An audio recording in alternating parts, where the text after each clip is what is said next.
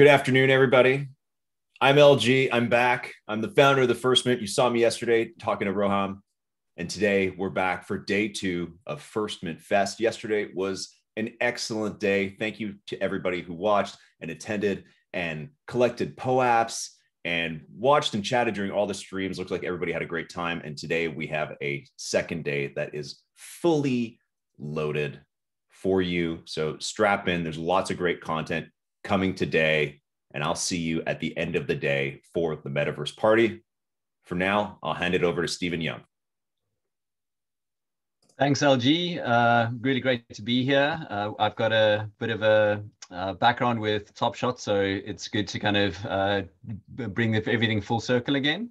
So my name's Stephen Young. I'm the co-founder of a platform called NFTfi, and we're essentially trying to bring a little bit of utility to NFTs and help a little bit with the liquidity problem. So what we are is a marketplace for collateralizing your NFTs to get a loan. So it's a peer-to-peer marketplace where you can take one of your NFTs, list it on our platform, and get a loan for that from other people in the community.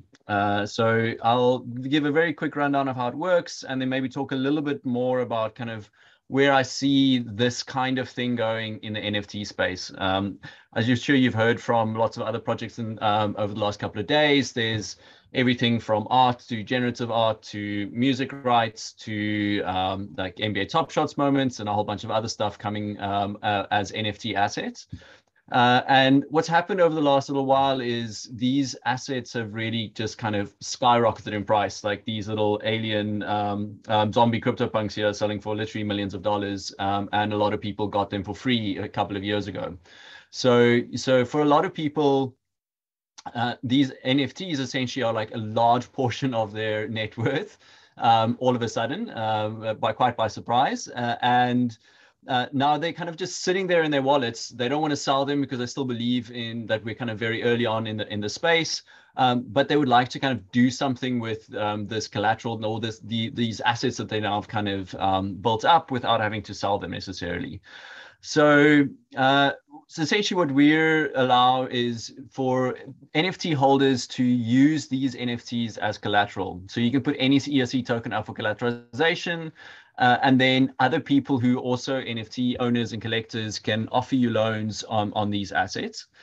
And if you accept the loan, you can either ETH or DAI. Those are the two currencies we support. And again, we'll transfer the money out of the lender's account into your account and lock up that your NFT in a smart contract. So what that means is essentially you don't need to trust the person who's lending you money. They don't need to trust you, and you don't need to trust us, right? So this is all happening on chain.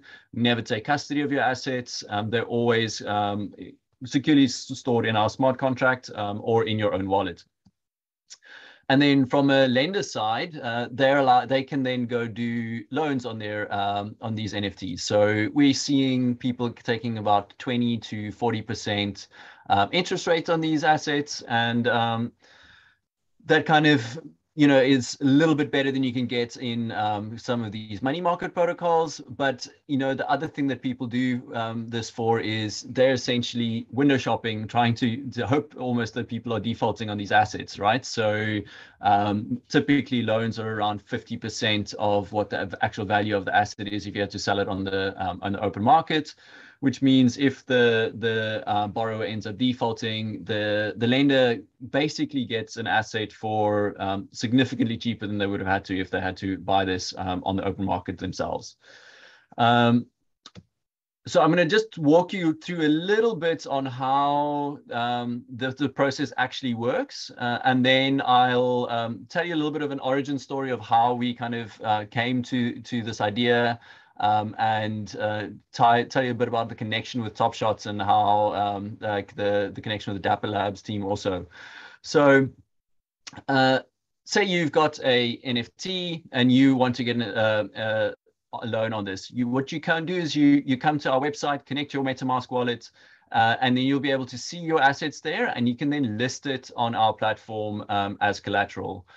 To do a listing, you just sign a message. So it means you don't have to pay any gas for that. It stays in your wallet. All you're really saying is to the platform is, I own this asset and I'm willing to use it as collateral. And then this goes into a big grid on our website that then allows you to that allows lenders to see what the assets that are available. They can then make you offers, and an offer is made up of three things. It's your loan principal, so that's how much they're willing to lend you on this asset, the repayment amount, and how long they're willing to give you the loan for. And when you're actually doing the listing originally, you can set some parameters saying, well, I'm looking for a loan between X and Y amount for 30 days, for example. Then hopefully, if you've got a good quality asset, typically the higher value assets do better because they're easier to sell on the secondary market. But hopefully you'll get multiple offers from multiple lenders, and you then can look through these offers and decide if you want to accept on them. In this case, this 100 Ether offer at 105 repayment gets accepted.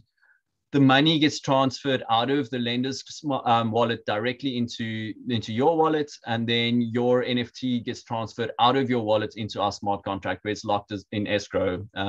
So while it's there in that wallet, we don't have any access to it. There's no way we can kind of get into it. The only way to get that asset out of the smart contract is to either repay the loan or default on it. So the way a repayment would work then is if, sometime before your 30 days are up, you come back to our platform, there'll be a repay button on the website, you hit repay, it'll transfer the full repayment amount out of your wallet into the lender's wallet, and then transfer that NFT out of the smart contract back into your wallet. On the other hand, if you don't repay that loan on time, the borrower can then go onto the website and default on the loan. So that basically means you keep the money that the person lent you, and they get the NFT. So it's all kind of self-contained. We don't keep track of the prices. We don't get involved in how much these assets are worth. It's all kind of a peer-to-peer transaction between you and the borrower. So how did we come up with this idea? So NFTfi started roughly, we had the idea in February 2020. At the time, like NFTs were still a little bit underground. You could buy a CryptoPunk for 2 Ether. And I think Ether was $300 at the time. So, $600 versus, a few like 20,000 or something at the moment, depending on what the floor is. So the market was very different at the time, but my business partner was a very big CryptoKitties addict from the early days. So he was one of the big breeders in CryptoKitties from 2017, and him and some of his friends had been essentially lending each other money using NFTs as collateral, and they're just keeping a track of who owed who what in a spreadsheet. And we were on a call one day, and he said, well, really, what he's looking for is a way to kind of do this kind of at scale, and we don't have to keep track of who owns what in a spreadsheet, because this is crypto after all. They should be able to do a little bit better than that. So we really just then started building that. So that was February 2020, and then by June 2020 we had the first version of this of the prototype of the site up.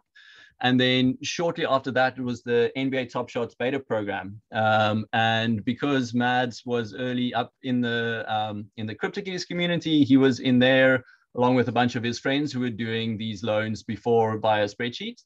And they all maxed out all of the liquidity buying NBA Top Shots moments. And we were lucky enough that they trusted us to then put up a few founder CryptoKitties and very early CryptoKitties as collateral, which really kind of like got the ball rolling for us. So like I said, our history with NBA Top Shots goes back to basically our founding, and it really was kind of one of the things that kind of got us going and got us a little bit of attention in the market. And since then, we've really just been growing organically. So we're listing a huge number of the top projects at the moment. We've seen a lot of traction in both collectibles, mostly autoglyphs, CryptoPunks, and then recently art blocks have really exploded with us. So especially all of the generative art stuff. And then also a few kind of high-end art pieces, but also Bored Ape Yacht Clubs, all of the kind of the big projects that you're seeing. And really, the projects that do well for us are anything with a value of, say, 0.5 Ether and up. That has quite a good secondary market. So lenders need to, if they get a default, they need to be able to make sure that they can get rid of these assets. So they're looking for assets that have a deep secondary market. And then for borrowers, because of the crazy gas prices recently, which have come down a little bit now, you need to have a certain minimum value in the actual asset to make it worth your while to actually take out the loan. We're working on a number of things to speed that up. So, okay, so we kind of had this crazy journey now, right? From, a year and a half ago, nobody knew what an NFT was when I told them what I was doing. Even the other crypto people that I was working with were like, what's an NFT? To now celebrities, and we are having this crazy explosion in NBA Top Shots. It really showed kind of what this would look like at scale, to the mass market. We don't have to like install MetaMask and go through all of these kind of crypto heavy things, and kind of shown us what the future might look like. So what does it mean to now have these kind of NFTs that you can really own, right? So it's for the first time, really, we've got what I would say is like digital property rights. People can own their digital things and it's really theirs, and it's not actually just renting it from another platform. So what we think is happening is that NFTs are essentially becoming financialized. So things that you before were just cool things that you had, maybe you followed somebody on Instagram or you bought a print, now all of a sudden become like real assets. And as these NFTs gain value, they become better collateral. But then if you have platforms like NFTfi or sharding, or, there's a whole bunch of DeFi protocols that are like starting to look at integrating NFTs in different ways. Because these things have more value, they become good collateral, but because they are good collateral, they become more useful, which in turn makes them more valuable, which starts creating this feedback loop where you're actually kind of building on top of the existing momentum by kind of adding this extra layer of utility for them. The other thing it does is it kind of bridges the real world with like this NFT metaverse, right? So your virtual assets before were just useful online, and you could just do stuff with them, maybe use them as an avatar, display them somewhere in a metaverse or something, show it to your friends or your Top Shot collection. But for example, we had some users now during COVID lockdown who got lucky and bought one of the Beeple pieces in the initial drop for $1. And then all of a sudden, those were worth $50,000. And then lockdown happened and they lost their jobs. And they were able to get a loan on one of their NFTs on our platform to pay the rent, to tide them over, so they could look after their families and make sure they could survive until kind of the economy kind of started up again and they could get a job again. So all of a sudden, these JPEGs that everybody says you can just copy and paste has actually helped somebody kind of survive like a really difficult time in the real world. And I think that's quite meaningful and important, where we can now take assets that we've kind of earned or bought online and put them to use to kind of better our lives in the real world. And then the other thing that's happening is these things are becoming financial instruments. And just like in the real world, most things are not fungible. So in the real world, the only fungible things are like money and stocks and commodities, really. Most of the things we own and interact with on a day-to-day basis aren't actually these kinds of fungible assets. They're real in like non-fungible things. So your car, your house, your record collection, all of those kind of things. And now that these things in the digital world can be represented as ownable assets, we're going to see an explosion of financial instruments being built on top of this kind of core building block that is the NFT. Everything from contracts being represented as NFTs to royalties to physical assets like property and cars.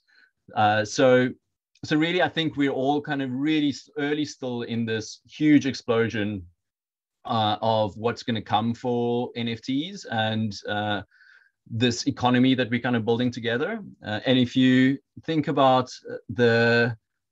what is an NFT really? An NFT is just a unique digital thing. And if you can imagine how many unique digital things there are in the world and how many of them we're going to come up with in the next few years, you can get a sense for what kinds of innovation are coming. I think most of us aren't even ready to imagine what's going to come 5 years from now. So why are we here at a Top Shots event for Flow? So like I said, we had a long history with Top Shots. It was always our plan to start looking at supporting NBA Top Shots over the long run. And so over the last few months, with the help of the Dapper Labs team, they introduced us to some really great Flow developers. And we've been steadily working at porting all of our infrastructure over to be able to run on the Flow blockchain. So we're quite a way through that process already. We've started writing some test cases, and over the next few months, we're going to start wrapping that up and plugging that into our existing infrastructure. And what that would mean is that on NFTfi.com, in the same way that you can go and you can take your CryptoKitty or your CryptoPunk and list it as collateral on our website, you'll be able to use NBA Top Shot moments and list them on there. They'll show up right alongside all of the other Ethereum-based assets, and you'll be able to get loans on your NBA Top Shots moments using them as collateral. Obviously, they're not going to work. It's going to work slightly differently because the way that Flow works is slightly different from the way that Ethereum works. There's a lot of things we can do on Flow that we can't do on Ethereum. So initially, it'll probably be quite similar, but over time, I can see us adding some Flow-specific features that take advantage of the things that you can do with Flow that is not so easy to do on the Ethereum platform. So you won't be able to take out loans in Ether and DAI. It'll obviously have to be Ethereum Flow-based assets, so either the Flow token or a Flow-based stablecoin. But hopefully, we'll have a bunch of you coming and trying out the platform and seeing if you can get any traction on lending out and borrowing on your Flow moments. And who knows, maybe you get a default and get one of those rare moments you didn't think you could afford otherwise. So I just wanted to hand over to Mickey for a little bit so he can just talk a bit about how they see us and how they see these kind of financial products coming over onto the Flow platform and what they think that means for their ecosystem. Thank you, Stephen. Just want to say, great presentation. We're very excited to have NFTfi supporting Flow and supporting Top Shots, but I don't think you would have come in and supported Flow if you didn't believe this was just the start. And I know this is just the start. We built Flow and we are bringing Flow to market to be the NFT chain of the future where all high value NFTs live. It's seeming that it's not just the NFT platform of the future, but it's quickly becoming the NFT platform of the present. There are currently very high value NFTs on Flow, mostly Top Shots, which makes a lending platform like NFTfi a very valuable asset within the ecosystem. But I will say, given my role as SVP of partnerships of the Flow blockchain, that I see more and more projects coming, thousands, with some that have potential to have very, very high value assets or NFTs. We're seeing additional sports initiatives, projects, things from entertainment or well-known upper tier IPs digital art is coming to flow, music, esports, influencers, and then just your creative entrepreneurs who are building natively for the platform are all coming to flow, and they're all coming to flow now.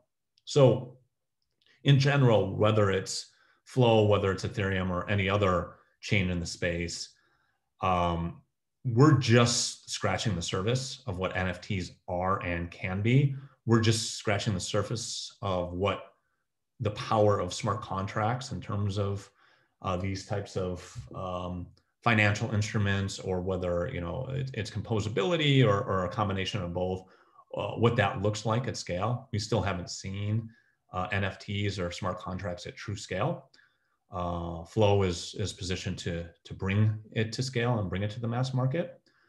But specifically why a lending platform or an NFT lending platform like NFTfi is valuable here in my mind is a couple reasons. If you think about what we're trying to do with NFTs, or what digital artists are trying to do with NFTs, or anyone who is building an NFT project, or frankly, folks that are buying NFTs, they have a collector mentality. They want to buy assets, they want to hold assets, they want to collect.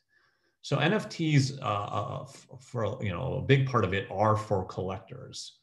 If you're a collector, you want to hold on to your asset for a long time. That's kind of the nature of collecting versus speculation. So if you're a true collector and you're truly passionate about the space, you want to be able to source liquidity from that asset while still being able to hold it. And NFTfi allows you to do that. What else NFTfi allows you to do is continue to dip into that passion. So if you're a collector and you're holding assets, maybe you have all of your finances locked up into that asset, and you can't collect additional assets. Well, NFTfi would allow you to secure liquidity from that asset while still holding it, which would then allow you to further tap into your passion and collect other NFTs or similar NFTs. NFTs are, in our view, are closer to real world items or goods than they are to digital goods. So why shouldn't you be able to tap into the same financial instruments or the same opportunities in the digital space or the NFT space as you can in the physical world space? And I think projects like NFTfi definitely allow that. And then if you're looking out into the future, this is kind of the first stone, or the first stone in the path to a true digital economy, or a true metaverse with a digital economy, securing it. So what a NFTfi, or what a financial instrument in the NFT space or in the smart contract space looks like in 2-3 years from now is anyone's guess.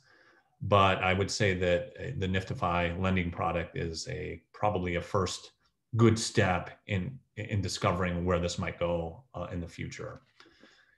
Building a healthy market for secondary liquidity that any collector can easily tap into at a global scale is a great value proposition on why NFTs are here to stay, and why, frankly, Flow is well positioned to bring this space to the mainstream.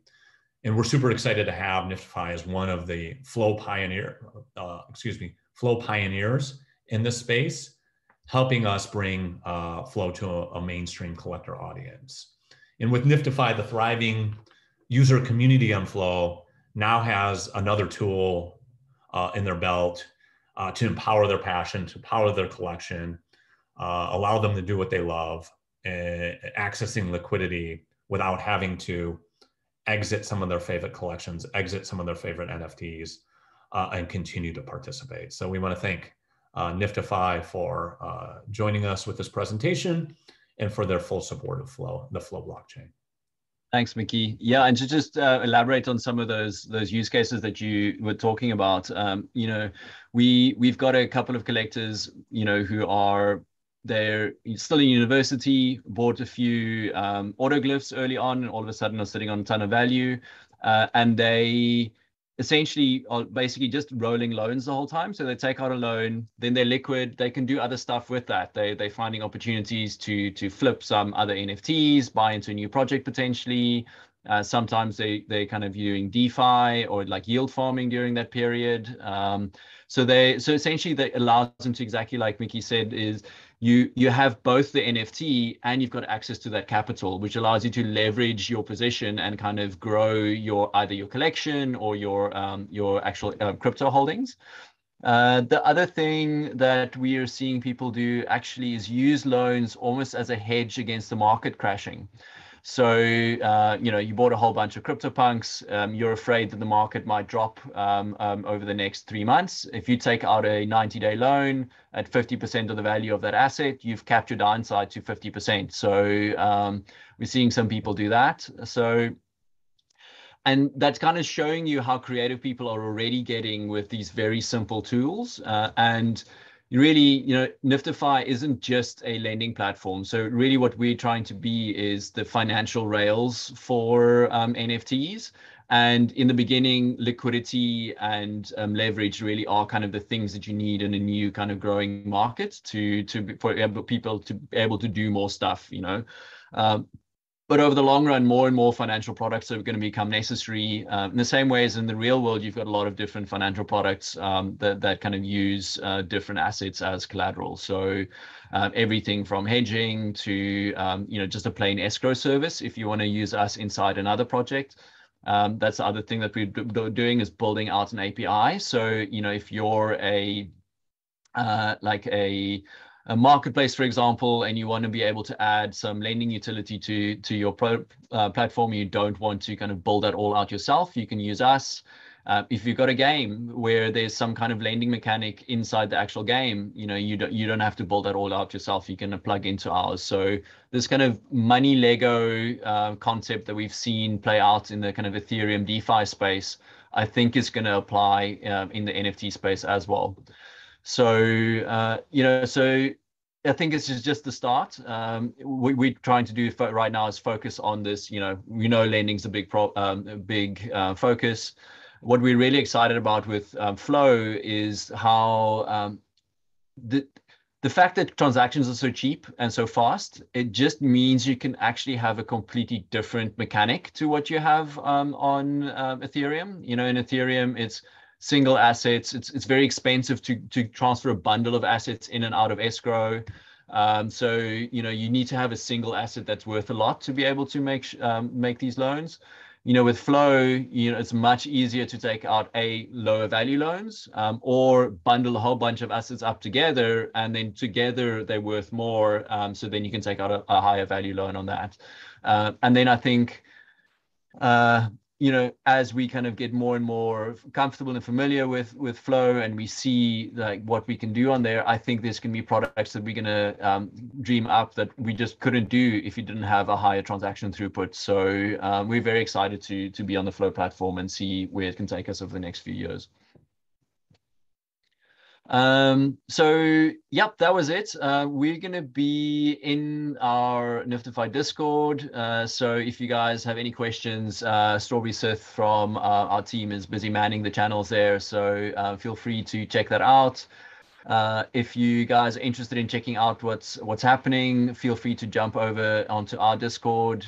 We've got a very friendly community. Everybody's happy to help. So yeah, really looking forward to seeing you guys all there, and give us a follow on Twitter, and we'll be announcing the winner of our giveaway soon. So we're giving away 4 NBA Top Shots moments. So they were bought in during the NBA Top Shots beta program. So they're some of the very early ones. So looking forward to handing that out to some of you guys. Cool, that's it. I'll watch the Discord a little bit and see if there's any questions. We've got about a minute or so left, so if you anyone have last minute questions, I'm happy to answer. And seeing people are enjoying it, checking out the website. Good to see that you guys are ready to play. And we'll be making the announcements on timelines on when Flow will be ready in a very short time frame. Definitely getting there.